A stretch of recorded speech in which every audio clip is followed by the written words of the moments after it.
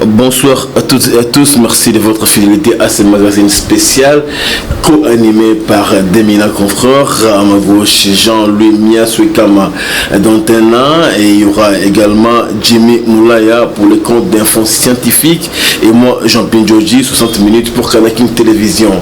En face de nous, le professeur John Ekina Bongongo, il n'est plus à présenter, un professeur d'université qui a fait ses preuves dans beaucoup de publications, il fait d'importantes recherches. Aujourd'hui, nous le recevons pour qu'on parle des mines congolaises parce que, on se rappellera, le prof Ekina Bongongo a fait d'importantes recherches. Il a même publié un ouvrage sur la joint venture et les mines sont concernées par cette opération. Professeur, bonsoir. Bonsoir, monsieur le journaliste. En face de vous, Jean-Louis Miaswekama d'Antena. Jean-Louis, on a le prof pour cette question. Pensez-vous que c'est un client qui vaut la peine? Bonsoir professeur. Bonsoir monsieur le journaliste. Très heureux de participer à cette émission et comme mon confrère Jean-Pierre Joji l'avait dit, vous avez écrit notamment sur les joints de venture et effectivement d'emblée on aimerait avoir même un contenu très résumé de ce que vous avez publié sur les joints de venture, notamment dans le secteur minier. Voilà, merci pour la question. Je peux dire de prime abord que 6 ans durant, j'ai passé une émission avec le journaliste Jean-Pierre Joji qui a porté sur la quintessence, n'est-ce pas, de ma thèse de doctorat. Du reste préparé et prédéfendu à l'université de Kinshasa, à la faculté des sciences économiques et de gestion, option économie industrielle, mais soutenu à l'université Marien Ngouabi sous l'égide de l'université de Bangui le 14 juillet 2014. Et donc vous voyez que cette thèse de doctorat a été publiée aux éditions universitaires d'Allemagne en 2015. Et depuis lors, nous avons reçu de cette édition un trophée, un prix honorifique international pour l'excellence de cette œuvre. Alors aujourd'hui, nous sommes là en train de suivre l'actualité. Les mines congolaises défrayent la chronique par les temps qui courent, de par le fonctionnement, et par la manière dont les choses, n'est-ce pas, se passent, et que nous constatons qu'il y a eu quand même des avancées parce que les codes miniers de 2002 qui faisaient défaut en ce qui concerne la modicité des retombées, vous avez vu qu'il y avait plus ou moins 2% de redevance. Aujourd'hui, on est passé de 2 à 10 avec le nouveau code minier. Il y a eu l'augmentation assez sensible du taux moyen d'imposition. On dirait que c'est une amélioration. Nous sommes en train de suivre. Et aussi les initiatives de part et d'autre qui vont dans le sens de la renégociation. Donc l'ouvrage est en train toujours de revenir, n'est-ce pas, au niveau de la pointe de l'actualité et nous continuons à réfléchir dans ce sens.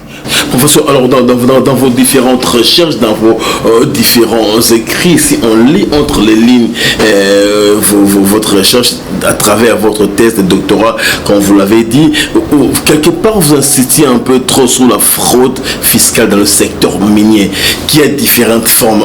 Peut-on avoir une idée un peu plus nette de cette fraude fiscale?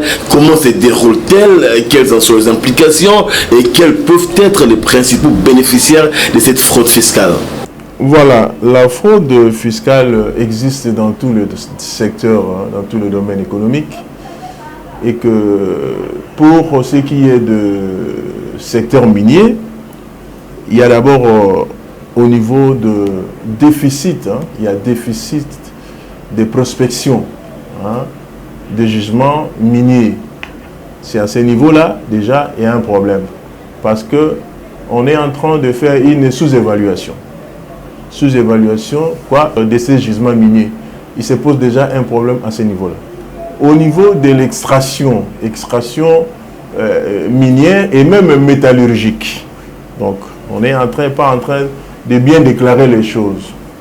Il y a aussi la répartition arbitraire de parts, ce qui fait qu'on est en train d'imposer quelque chose qui ne reflète pas la réalité. Il y a aussi au niveau des statistiques, il y a les statistiques de production qui sont biaisées à volonté. Voilà, il y a dans plusieurs niveaux, on sent qu'il y a l'opacité, l'opacité de la gestion où on n'est pas en train de bien déclarer l'assiette, et lorsque l'assiette n'est pas bien déclarée, tout est mal parti. Et aussi le comportement des agents du fisc, où on ne voit pas vraiment un contrôle rigoureux, et on peut dire quand même que les administrations fiscales n'ont pas joué leur rôle, c'est ainsi que la fraude perdure. D'accord, et souvent à côté de la fraude, il y a un peu sa sœur jumelle ou cadette, l'évasion fiscale, dont je suis explicateur, seulement l'évasion fiscale n'étant pas directement la fraude, mais juste de jouir d'une disposition qui permet d'un vide juridique qui permet de profiter à son avantage davantage dans un secteur. Et il y a aussi ces formes aussi d'évasion fiscale. Voilà, comme vous venez de le dire, quand on parle de la fraude fiscale, à côté de la fraude fiscale, il y a aussi l'évasion fiscale. Mais les gens ont l'habitude de parler seulement de l'évasion fiscale. Il y a aussi l'évasion des capitaux. Donc le mot évasion, on peut coller ça à n'importe quelle action, à n'importe quel événement. Et l'explication est tout simplement que lorsqu'il y a évasion, on profite de l'ignorance de la législation pour contourner l'impôt. Parce que la fraude fiscale, elle est légale. C'est-à-dire qu'un impôt établi, mais la CGT cherche des manœuvres dilatoires pour contourner, c'est-à-dire payer moins d'impôts, c'est-à-dire échapper à la loi. Mais tandis que l'évasion, c'est-à-dire qu'il y a de l'inattention, où on ne sait pas vraiment établir les choses dans leur spécificité. Bon, la CGT trouve là une aubaine de ne pas payer et de contourner. Une fois de plus, cela revient, n'est-ce pas, à l'administration fiscale qui est très outillée, parce qu'on a formé les gens là-dedans pour essayer de contrecarrer ou de contraindre les assujettis afin de faire en sorte que le pays puisse bénéficier de toutes ces recettes-là. Alors, professeur, parlant de la fraude fiscale, de l'évasion fiscale, sur le plan économique, ça paraît comme des fléaux, des gangrènes qui n'aident pas le pays à avancer. Mais vous qui êtes chercheur, vous qui êtes professeur d'université, vous qui comprenez un peu les méandres de toutes ces opérations économiques, y a-t-il des solutions immédiates ou des solutions idoines, urgentes pour essayer de mettre un peu loin de l'économie congolaise dans le secteur minier ces deux fléaux, et des solutions que vous préconisez-vous? Voilà, les solutions, comme vous venez de le dire, j'ai parlé du contrôle fiscal. Il ne se pose pas trop de problèmes en ce qui concerne la législation minière. Il est vrai qu'il y a à boire et à manger. Pour l'instant, le code de 2018, certes, cela a sensiblement augmenter le taux d'imposition, mais une chose est d'avoir de règles, mais une autre c'est d'assurer un contrôle. Si le contrôle ne suit pas, il va y avoir un problème. Les organes de contrôle de l'État sont nombreux, mais pour ce qui est de l'impôt, nonobstant l'administration fiscale, l'IGF peut entrer dans la danse comme on le fait déjà. Vous voyez, il y a des retombées. Il y a aussi la Cour des comptes qui doit intervenir dans une certaine mesure. les contrôles parlementaires. Vous avez vu, quand on a déclenché seulement pour un secteur, ça urge ces derniers temps, c'est parce que les parlementaires ont commencé à travailler dans le sens de vouloir un peu contrôler. Lorsque on fait les matières financières et qu'on n'associe pas les contrôles, on ne peut pas s'attendre à des résultats escomptés. Donc, la solution, c'est de renforcer le contrôle. Je vois la Cour des comptes pas vraiment en train d'emboîter le pas de l'IGF. Est-ce que c'est parce qu'elle n'est pas rattachée, mais vous voyez que c'est un contrôle juridictionnel. Il y a des magistrats des cours des comptes où si on déploie, n'est-ce pas, ces magistrats sur le terrain, on peut s'attendre à des résultats satisfaisants. Oui, parlons toujours de recettes fiscales. On attendait beaucoup des mines avec le code minier de 2002 qui est maintenant fait partie de l'histoire. Mais justement, à quoi attribuez-vous la faiblesse de recettes récoltées durant l'application du code minier de 2002 à sa promulgation jusqu'en 2018, à son abrogation avec le code minier révisé? Donc le code minier de 2002, la faiblesse n'est-ce pas, de ce code, c'était au niveau de régime fiscal, régime douanier, régime lié aux recettes non fiscales. Et puis on peut ajouter aussi le régime des, n'est-ce pas, des différents taux d'imposition.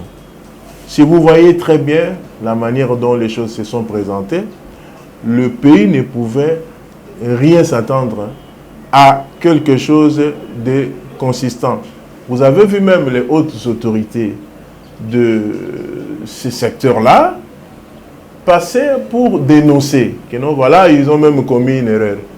Une erreur parce qu'ils ont confié les mines, n'est-ce pas, aux investisseurs étrangers et en contrepartie, il y a eu de faibles rétributions. Pourquoi? Parce que le cadre juridique, le cadre légal, la loi minière était déjà, n'est-ce pas, voué à l'échec dans la mesure où on a donné plus d'avantages aux partenaires étrangers au détriment des partenaires locaux. Donc, quand déjà ces cadres-là n'est pas bénéfique à la nation, on ne pouvait s'attendre qu'à de telles dérives. Alors, professeur, le constat, il reste quand même catastrophique s'il faut faire un focus sur les entreprises minières congolaises, parce que l'État propriétaire n'arrive pas à le redresser. Les exemples sont légion. On peut en citer deux, la GECAMIN et le Kimo et d'autres qui ne sont pas quand même aujourd'hui des boîtes qui inspirent confiance au niveau de la fiabilité. Alors, l'État ferait quoi et à quoi attribuerons-nous cette faiblesse de l'État qui n'arrive pas à ces entreprises à le redresser?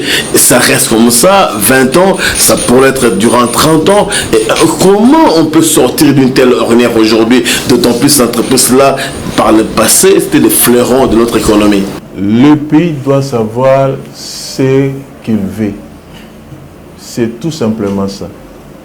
Vous voulez que ces entreprises soient transformées en sociétés commerciales. Je crois qu'il faut que ça reflète réellement ces souhaits-là et cette vocation. Parce que si avant, ces entreprises étaient des entreprises de l'État, tout simplement, mais maintenant, c'est devenu des entreprises commerciales, on pouvait s'attendre quand même à des très sensibles améliorations. Donc, aujourd'hui, dire encore que les Okimo et consorts là continuent à battre de l'aile, c'est pour dire que l'État ne cherche pas vraiment à booster l'économie, n'est-ce pas, de ces entreprises. Alors, lorsqu'on veut arranger le social, on arrange l'économie. Lorsqu'on veut diriger bien la cité, on arrange l'économie. Ce que l'État peut faire, c'est que les textes sont là. Il faut appliquer les textes à bon escient. S'il faut donner des moyens à ces entreprises-là, c'est-à-dire chercher à sorte que l'on puisse créer un attrait aux investissements afin de relancer réellement. On ne doit pas, comme on avait dit par le passé, d'aller de projet en projet, n'est-ce pas, de planification en planification. Lorsqu'on a calé que voilà, on a des réformes, il faut aussi qu'à un certain moment qu'on puisse procéder à l'évaluation pour dire que voilà c'est ce qu'on avait dit, où est-ce que nous en sommes, comment recadrer. Mais si on laisse seulement les choses comme ça, c'est comme qui dirait on a donné un coup de pied dans l'eau. Donc moi je pense qu'il faut un travail d'évaluation, un travail de recadrage pour que ces entreprises-là se relèvent définitivement et fassent profiter à la nation, n'est-ce pas, des retombées conséquentes. Enfin, je laisse la parole à Jean-Louis Massegré. Moi, je prends ma dernière question pour cette série de prises de parole. Professeur, puisque vous êtes un expert de la joint venture, parlons du secteur minier. Ce processus a des chances de réussir au Congo au niveau du secteur des mines passées. Dans beaucoup de domaines, ça n'était qu'un échec. Est-ce que la joint venture dans le secteur minier, on voit comment les capitaux sont introduits, on voit comment les parts sont reparties. Est-ce que la joint venture dans le secteur minier a une chance de réussir? La chance, bien sûr que oui. Mais comme j'avais dit à l'époque, quand vous m'avez... on a travaillé avec vous, le problème, c'est que on était mal parti. D'abord, les conditions. Il y a de préalables. Il faut que les conditions soient remplies. Mais maintenant qu'on a démarré la joint venture, sans tenir compte de ces préalables, il y a une flopée des études. Hein? Même le gouvernement, il y a eu des études, des commissions, des revisitations, ainsi de suite. Les études ont été réalisées. Mais moi, j'ai comme l'impression que, comme ces commissions étaient des commissions ad hoc, bon, une fois on a rendu, et puis ailleurs, il n'y a pas eu de suivi. C'est ainsi que nous disons qu'aujourd'hui, si vous voulez que la joint venture puisse se réussir, il faut d'abord commencer par la loi. La joint venture est une loi. La joint venture est dans le domaine de la loi. Là où la joint venture est née, c'est sous forme d'une loi et il y a des réformes qui ont émaillé son parcours. C'est toujours dans le cadre de renforcer cette loi-là. Nous utilisons ces procédés, mais nous n'avons pas une loi. Mais on dirait qu'il y a le code minier, bien sûr, mais le code minier, c'est dans le cadre minier. Mais la loi est une loi. Ça peut être une loi applicable de façon tout à fait générale et il y a certaines spécificités qu'on peut toujours faire ressortir. De deux, il y a par exemple le contrat de joint venture qui se trouve être disséminé à travers la République. Mais il n'y a pas uniformité. Ici, vous trouvez qu'il y a un taux de 15%, l'autre un que de 5%. Dans ces conditions-là, comment on peut réussir? Il faut quand même qu'on puisse arriver à un modèle type de contrat de joint venture. Discuter au niveau des instances pour qu'on puisse avoir une ligne de conduite. J'ai toujours dit aussi qu'attention, lorsqu'on est dans la joint venture, il faut aussi que les calculs économiques qu'on utilise puissent faire recours à des instruments. Les instruments statistiques, les instruments économétriques. Calculer la rentabilité, c'est bon. Calculer la rentabilité financière économique, on le fait. Mais il y a d'autres variables qu'on appelle le risque. On ne le fait pas. Avant d'entrer dans le fonctionnement de la joint venture, on doit nécessairement évaluer les risques. Parce que si on connaît déjà le risque dès le départ, on peut prendre les dispositions pour réduire ces risques-là.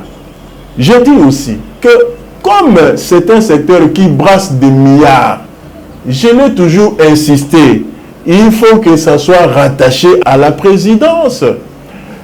Il y a, comment on appelle ça, le marché public, autorité de régulation du marché public. Il y a aussi cette histoire de RAM, ainsi de suite. On me dit que c'est aussi rattaché à la présidence. L'ampleur des sommes qui circulent dans ces secteurs-là mérite que la présidence puisse avoir un droit de regard Pour faire quoi? Pour planifier la joint venture. C'est-à-dire quoi? Vous avez un cadre, un schéma directeur. Lorsque quelqu'un veut entrer en partenariat avec vous, il va trouver un cadre. Et ce cadre-là va permettre à ce que vous puissiez voir, si vous voulez travailler avec nous, voilà ce qu'il faut faire, ainsi de suite. Et aussi, on planifie, après avoir planifié, il doit y avoir des organes de gestion aussi, pour gérer, pour planifier, et même pour contrôler. C'est ainsi que ça se résume à ce que moi j'ai appelé un observatoire. Il faut mettre en place sous le contrôle de la présidence. Autorité de régulation des jeunes ventures. C'est facile à faire parce que moi j'ai déjà tout prévu. Parce que si ça évolue de façon laxiste, alors on va continuer seulement à pleurnicher. Il faut encadrer ces secteurs. Je ne vois pas un secteur qui brasse des milliards comme le secteur minier. Et on ne peut pas laisser ça comme ça. Autorité de régulation par-ci, par-là. On rattache tout, sauf ça. Alors, on n'aura nos yeux que pour pleurer. Et justement, nous critiquons justement le code minier de 2002. Mais maintenant, nous sommes au code minier de 2018, de mars 2018, et nous attendons des améliorations. D'emblée, par les décisions prises, peut-on parler d'amélioration? Voilà, je suis en train un peu de... j'ai trouvé que vous êtes en train de piocher le code minier. Vous avez commencé avec le code minier 2000 et je m'attendais aussi au code minier 2018. Voilà, messieurs les journalistes. Il n'y a que 3 ans, mais... Ouais, le code minier de 2018 est un code minier qui a bouleversé, comme qui dirait, les acteurs dans ces secteurs. Certes, cela a donné plus de moyens au gouvernement, mais les partenaires étrangers sont en train de réfléchir par 2 fois parce qu'on a trouvé que au lieu d'aller du simple au double, mais vous allez voir qu'on a sensiblement augmenté le taux moyen d'imposition. À titre d'illustration, dans le code minier de 2002, on est passé de 48% à 72% pour ce qui est de mines de cuivre et de cobalt. Donc 48 à 72%. Vous voyez cette augmentation sur le plan économique. Taux d'imposition moyen. Donc on voit dans l'ensemble. Cobalt et mine. Mais pour mine d'or, on est parti de 55 à 95%. Vous voyez. Donc on est en train de dire que nous sommes allés au-delà de normes internationales. Mais bon, ça peut se justifier aussi parce que quand nous étions en train de subir le faible taux d'imposition, bon, la communauté internationale avait trouvé ça comme une aubaine et là, il n'y avait pas trop de problèmes. Mais maintenant qu'on essaye aussi à notre côté d'augmenter, bon, il y a un peu d'hésitation. Mais tout cela n'est pas un problème parce que c'est un partenariat. Les partenaires sont obligés de réfléchir et de voir comment recadrer les choses. Professeur, aujourd'hui, revenons à la question principale de notre entretien, de la joint venture. Il y a une opinion qui va très loin dans nos raisonnements pour estimer que si l'économie congolaise bat de l'aile par rapport aux joint ventures, c'est par exemple le fait aussi que le capitaux des partenaires sont tout le temps costauds et que l'État n'apporte rien à part ces gisements, vous l'avez dit au début, sous-évalués. Comment contourner ces difficultés-là? Parce qu'ils amènent les capitaux frais de façon faramineuse et nous on n'apporte rien et on sous-évalue les gisements et la difficulté demeure. Voilà. Le problème est qu'ils amènent les capitaux, c'est vrai, mais vous avez vu des déclarations à la télévision que bon, ces capitaux ne sont pas des capitaux frais aussi. Donc quand ils vont chercher au niveau de la finance internationale des prêts, disons des emprunts. Et puis, lorsqu'ils amènent ça ici, bon, avec des taux tout à fait faibles là-bas, mais lorsqu'ils amènent ça ici, avec des taux élevés, bon, disons, ils amènent des capitaux. Maintenant, notre côté congolais, qu'est-ce que nous devrions faire? Nous, il faut renforcer l'expertise. qui évalue? Si ce sont eux qui évaluent, bon, ils peuvent toujours sous-évaluer. Donc il faut qu'il y ait une sorte de contre-expertise. C'est ainsi que je dis qu'il faut associer les scientifiques. Nous avons des facultés de géologie, des facultés, même à Lubumbashi, même ici, plusieurs années où on sort des ingénieurs des mines, ainsi de suite. Ils ont la capacité d'évaluer. Je sais qu'il se pose un problème d'outils qui sont un peu rudimentaires, mais avec un peu de volonté, on peut faire un travail de qualité en procédant à une évaluation tout à fait réelle et scientifiquement avérée. Parce que si ils ont amené les capitaux et que nous, de notre côté, on n'est pas au rendez-vous pour essayer d'évaluer, ça posait un problème. Autre problème, c'est quoi, M. Jean-Pierre? Lorsque on veut démarrer la joint venture, pour que tout soit clair, on demande qu'il y ait au préalable une étude de faisabilité. Après cette étude de faisabilité, on peut maintenant voir clair. Parce que, et l'évaluation, et comme qui dirait, le nombre de parts, tout ce qui entre en ligne de compte du fonctionnement de la joint venture se trouve être étudié dans cette étape-là. Étude de faisabilité ou soit de factibilité. Alors, si cette étude-là déjà, vous n'en faites pas partie, ou soit vous prenez ça à la légère, c'est là où tout se joue. Donc, il faut quand même mobiliser les gens, il faut quand même faire en sorte que les gens prennent conscience. Et s'il y a des déficits au niveau des capacités, on peut renforcer les capacités de ces acteurs-là afin de répondre efficacement au rendez-vous. Professeur, pensez-vous aujourd'hui que faire de la joint venture une loi paraît incontournable pour le faire ici au Congo? Donc si ce n'est pas une loi, on va tourner en rond et il y aura échec après échec dans les négociations. Donc pour vous dire que le chemin incontournable, c'est de faire de la joint venture une loi. Bien sûr que oui, parce que la joint venture elle-même est une loi. C'est ça le problème. On ne peut pas l'appliquer sans que ça soit coulé sous forme d'une loi. Vous voyez l'ampleur de fonds qui circulent dans ces secteurs.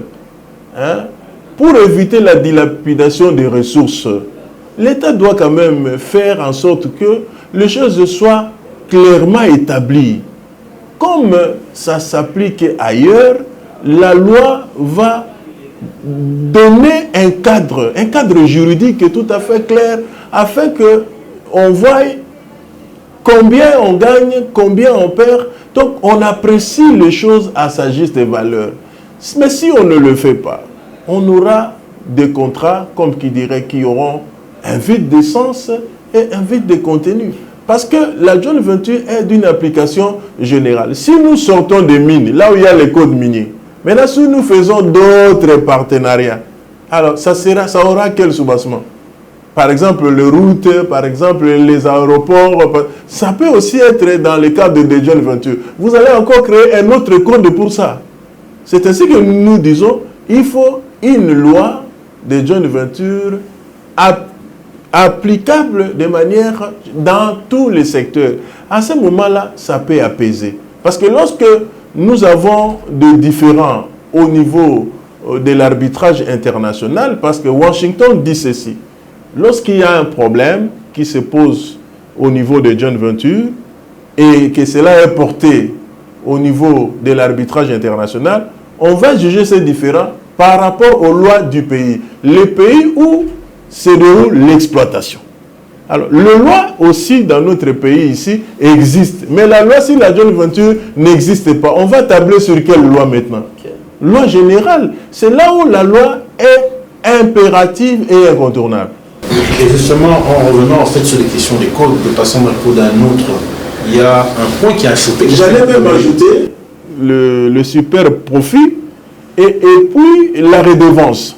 Parce que là, il ne faut pas oublier que ça quittait 2 à 10%. Ce sont ces deux éléments qui achoppent. Ça constitue une pomme de discorde. Et en partenaires qui veulent évoluer ensemble, il y a toujours moyen, n'est-ce pas, de régler cette affaire. Comme j'ai appris que ça sera soumis à une sorte de renégociation, ce sont les matières qui seront est discuté. Mais moi, je donne seulement un petit conseil. Lorsqu'on veut renégocier, il faut toujours associer les forces, les couches, les scientifiques qui s'intéressent à la joint venture. Il y a aussi des cabinets d'études, des bureaux d'études, pour que cette fois-ci, qu'on ne puisse pas, n'est-ce pas, regretter comme ça a été le cas il y a belle lurette. Bonsoir professeur, c'est un grand plaisir pour moi de vous recevoir dans ce plateau avec mes confrères journalistes pour analyser les questions brillantes de l'actualité relative au secteur minier de la République démocratique du Congo. Une question me revient en tête, selon vous, la RDC a-t-elle vraiment une politique minière? Oui, la RDC a une politique minière et vous n'avez que à voir dans les états généraux tenus à Kinshasa par son excellence Madame la ministre de Mines, où les éléments de la politique minière ont été analysés de fond en comble, les objectifs, atteindre les moyens qu'on doit mettre en place. On a mis l'accent sur l'application du code minier que les gens doivent nécessairement se conformer. Nous, en tant que chercheurs, nous ne pouvons que, comment dirais-je, acquiescer et voir comment les choses se passent. Donc la politique minière existe. Professeur John Ekina Bongongo, l'actualité, c'est aussi cet accord conclu entre les RDC et les Rwandais pour une exploitation commune des gisements miniers à l'est de la République démocratique du Congo. Comment cet accord peut-il être profitable pour la République démocratique du Congo, bien évidemment, notamment la raffinerie d'or à construire au Rwanda? En économie, toutes choses restant égales par ailleurs, tout contrat de joint venture, tout contrat de partenariat est toujours le bienvenu. Cependant, dans ce genre de partenariat, il appartient aux deux parties de bien clarifier les choses. Une étude de préfaisabilité peut éclairer, voir qu'est-ce que les deux pays gagnent, qu'est-ce que notre pays tire comme gain sur le plan rentabilité financière, les dividendes, le royalty, le droit d'amodiation, le droit superficiel. Il y a beaucoup de retombées, mais il faut que ça soit apprécié à leur juste valeur. Et aussi, sur le plan rentabilité économique, création d'emplois, la valeur ajoutée, ainsi de suite. Ces éléments-là doivent être clairement établis afin que l'on sache si nous entrons dans ce partenariat, qu'est-ce que nous gagnons. Si nous n'entrons pas, qu'est-ce que nous gagnons. Est-ce que nous perdons. Est-ce que nous gagnons. D'emblée, il faut travailler en synergie. Il faut encourager ce genre de partenariat pourvu que le pays se retrouve. Ça, sur le plan économique, il n'y a que le profit qui constitue le leitmotiv. Il n'y a pas autre chose. Si on gagne, clairement, on peut augmenter la croissance de notre pays, ça peut s'apprécier. Mais si nous ne gagnons pas, cela ne vaut pas la peine. La République démocratique du Congo a des moyens aussi pour entreprendre de telles activités, c'est-à-dire implanter des raffineries d'or dans ces pays. Ce ne sont pas des moyens qui manquent, mais c'est un problème de choix politique. Si le choix politique... C'est pas la volonté, professeur.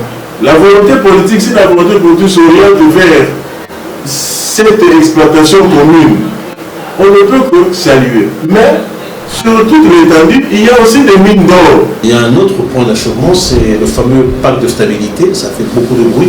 On avait même l'impression au moment à avoir l'évolution du code que ça tournait pratiquement autour de ça.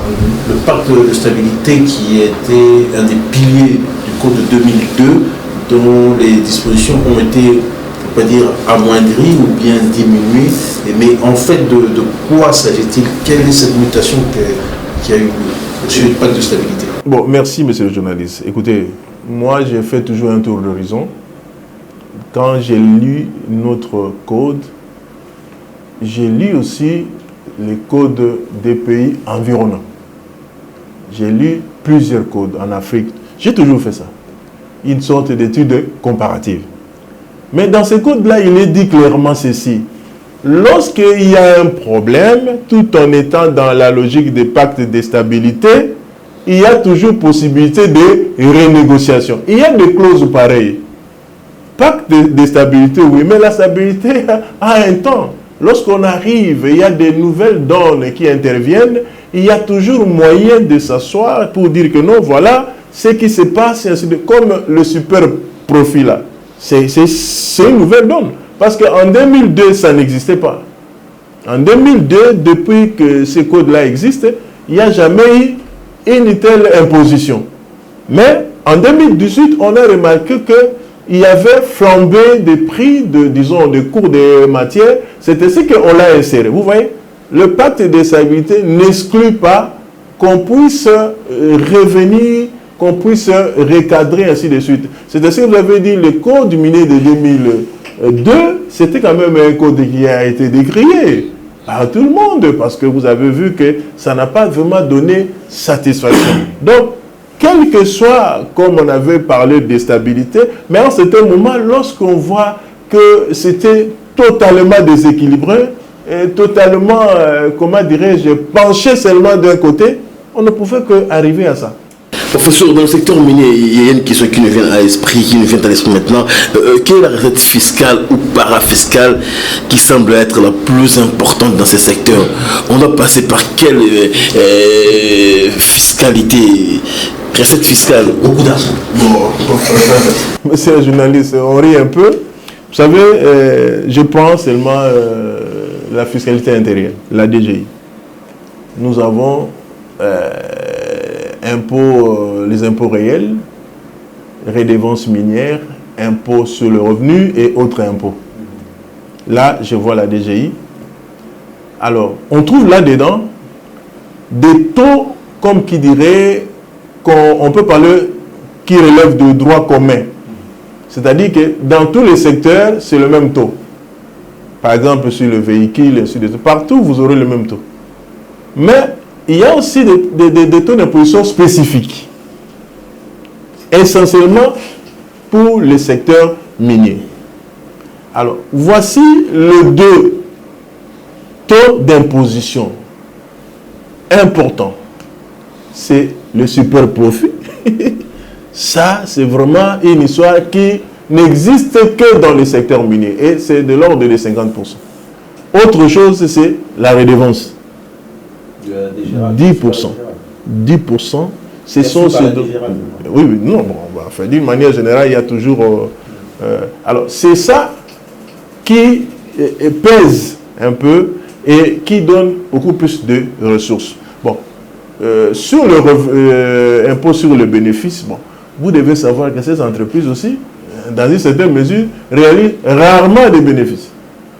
Donc, ils évoluent comme ça, ainsi de suite. Mais là où l'État tire vraiment les ressources, c'est dans ces deux impôts-là où on trouve plus de moyens, nonobstant parce qu'il y en a plusieurs, ainsi de suite. Mais il y a aussi le régime de change qui a un peu inversé les choses.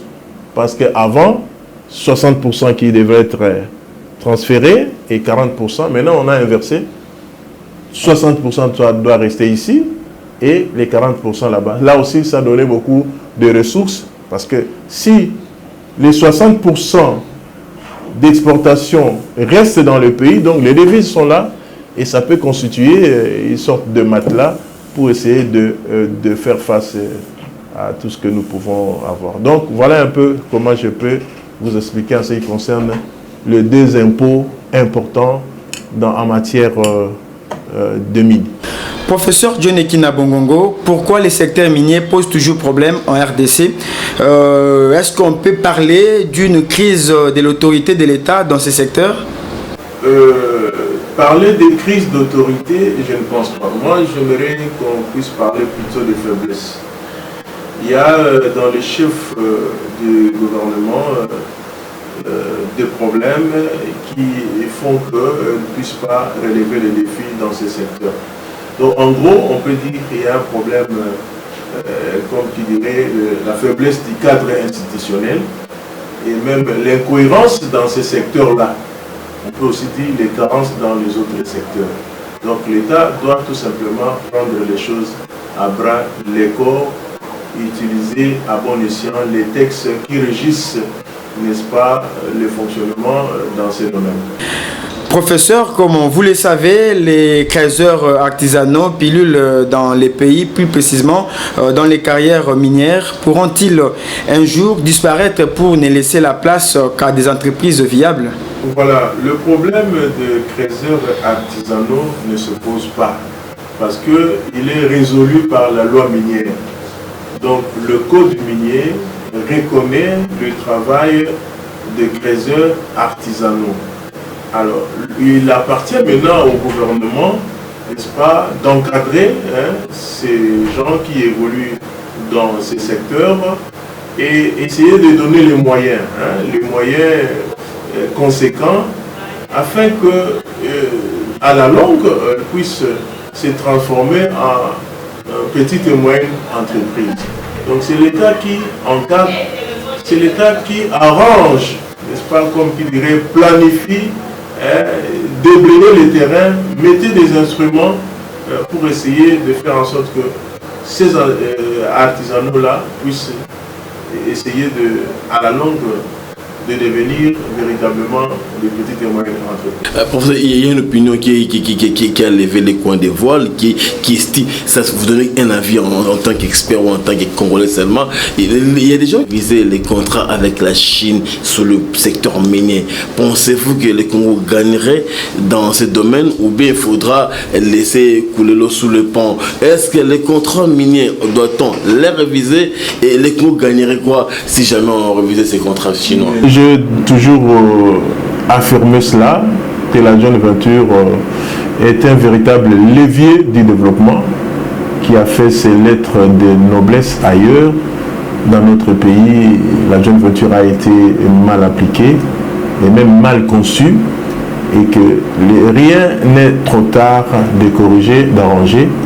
Et nous invitons les autorités, comme ils ont pris l'initiative de renégocier ces contrats, d'aller avec ça jusqu'au bout pour que les pays espèrent quand même voir ses fils bénéficier de ces minéraux, de la richesse que Dieu nous a dotée dans notre sous-sol. Mon ouvrage a fait ses preuves sur le plan international. Il a été présenté dans beaucoup d'universités, au Maroc, partout, même à l'ambassade des États-Unis, à l'ambassade de France, partout j'ai fait des conférences. L'ouvrage est apprécié et que le Blanc ont même traduit mon ouvrage en 7 langues internationales. Il s'agit, entre autres, de la version italienne, la version allemande, la version anglaise, la version portugaise, la version espagnole, la version polonaise et néerlandaise. Donc les Blancs s'intéressent à ça et les Congolais doivent vraiment faire un effort de l'appliquer dans une certaine mesure et on peut voir le bout du tunnel avec la joint venture. Ok, c'est par ces mots du professeur John Ekinabongo que nous recevions dans le cadre de 560 minutes que nous allons mettre un terme à ce numéro avec les profs Ekina. Nous avons parlé de la joint venture dans le secteur minier, ses chances, ses forces, ses faiblesses et tout ce qui entoure la joint venture pour que les Congo retirent les dividendes dans les différents contrats et partenariats qui le lient ça et là. Merci et à la prochaine.